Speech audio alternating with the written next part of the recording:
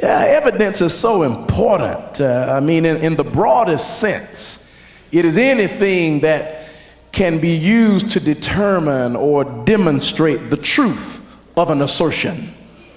The term has specialized meanings, and when used to specify different fields such as policy and scientific research, criminal investigations, and legal discourse, evidence must be provided.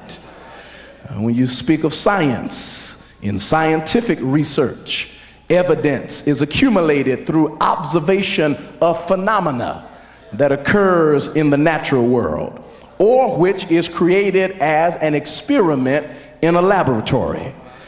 When you speak of evidence in criminal investigations, it attempts to prove an abstract or hypothetical point.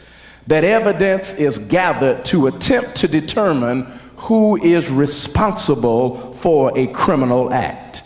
And then even evidence in law must have the presentation of facts that tend to prove or disapprove the point at issue. Look at somebody and say, it's very important to have evidence.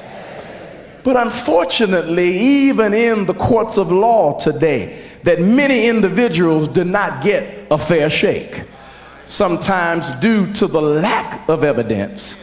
And this is the case concerning Jesus. He went to Gethsemane, spirit heavy, went to Gethsemane, spirit grieved, went to Gethsemane with the pressure of life on his shoulders.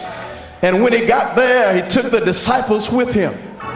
He took all 11 disciples with him.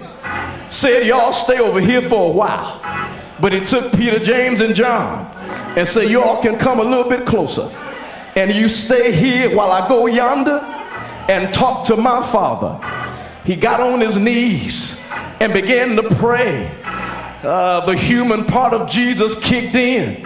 And he said, Lord, if thou be willing, let this cup pass from me. It wasn't really about that he didn't want to handle or take on the pressures of life. It wasn't really about that he didn't want to face what was coming his way. But it was really about he knew that once the sins of the world were on his shoulder, that it would be eternal separation from God.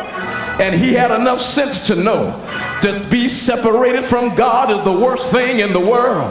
They cross-examined him. Herod sent him back. They made fun of Jesus. They sent him back to Pilate. When they got back to Pilate, he kept on examining him. He said, don't you know that I've got power to crucify you or to let you go free? Jesus said to him, you would have no power except given you from my Father above in heaven. You wouldn't have any power. So Jesus stood there and didn't say a mumbling word. So he looked out and looked at the Jews.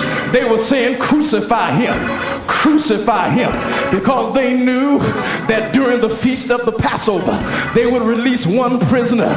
And so he said, this is your king. What do you want me to do? They said, crucify him. He said, what harm has he done? He examined himself and said, I find no fault in him. And that's my testimony. After everything you say about Jesus, you can compare Jesus all you want to the Nation of Islam, comparing to Buddha, comparing to Muhammad, comparing to Confucius. But I find no fault in him, because when I was down, he raised me up. When I was sick, he healed my body. When I was lonely, he gave me comfort. When I was tired, he gave me strength. I find no fault in him. He's all right. I said, he's all right. Yes. Hallelujah. So they got Jesus. Good God from glory, made fun of him. Somebody looked over in the corner and Saul saw some thorns. They grabbed that clunk of thorns and started plaiting them, twisted them up, set it on his head and say, since you a king, here's your crown. Somebody got a reed, stuck it in his hand and say, since you a king, here's your scepter. Somebody got a purple robe and put a purple robe on him. Since you a king, look like a king. They smacked him, hit him with the rod of their hand, and they say, prophesy unto us who it is that struck thee. And Jesus was so beat down, he was so wounded, he was messed up, but he did it for you and I. The blood came streaming down on his head, and then the Roman governor got two soldiers and gave them that Roman method of flogging their criminals. And then what they did, on the end of that thong, it had bits of metal that they would whip him, and whipped him in the back. And when they whipped him in the back and pulled it back, it pulled out hunks of flesh from the back of his body. Good God from glory. Blood running down his head, blood running out his back, blood running down his legs. But Isaiah said, you'll see it one day, that he was wounded for my transgressions, he was bruised for my iniquity. The chastisement of our peace was upon him, and with his stripes I am healed. I'm already healed by the wound in his side. I'm already healed by the blood that ran down. I'm already healed. All I've got to do is accept my healing, grab a hold to it, and testify and say, I'm healed by his power divine. I am healed. Yes, I am. Hallelujah. They scourged Jesus, they stripped him, took it off, and then put his own clothes back on him. And when they put his own clothes back on him, Jesus was just messed up. So they put that crossbeam, put it on his shoulder. Jesus started walking real slow toward Golgotha, toward Calvary, toward the place of a skull. He was so worn out that he fell under the weight of that crossbeam. But over here, there was a man named Simon, good God from glory, from northwestern Africa. It happened to be a black man. He just happened to be in the right place at the right time. And hallelujah, he got up under the cross and helped Jesus bear that cross. And somebody picked that up and made a song out of it and said, must Jesus bear the cross alone and all the world go free?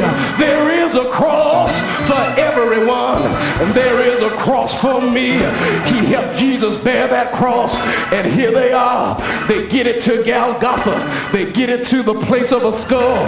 They lay the crossbeam down, put it flat down on the ground, put a nail in Jesus' right hand, put a nail in Jesus' left hand, drove a nail through his feet. But you got to keep remembering, he was wounded for you and I, and the blood came from everywhere. Now it's coming from his head, now it's coming from his back, now it's coming from his hand, now it's coming from his feet. Anytime your hands ache, he was wounded for you. Anytime your feet ache, he was wounded for you. Anytime your head ache, he was wounded for you. Yeah, surely he had borne our griefs, carried our sorrows, yet we did esteem him smitten, stricken of God, and afflicted.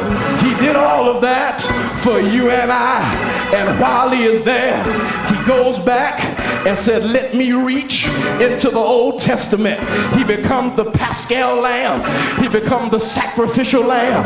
While he's lying down, he is the sacrifice. But as they begin to lift the cross up, he no longer is the sacrifice. He then turns into the high priest, because the sacrifice was always lying down, but the high priest was always standing up. And he stood up on the cross and let the world know that I'm gonna die for the sins of the world. He became the sacrifice for you and I.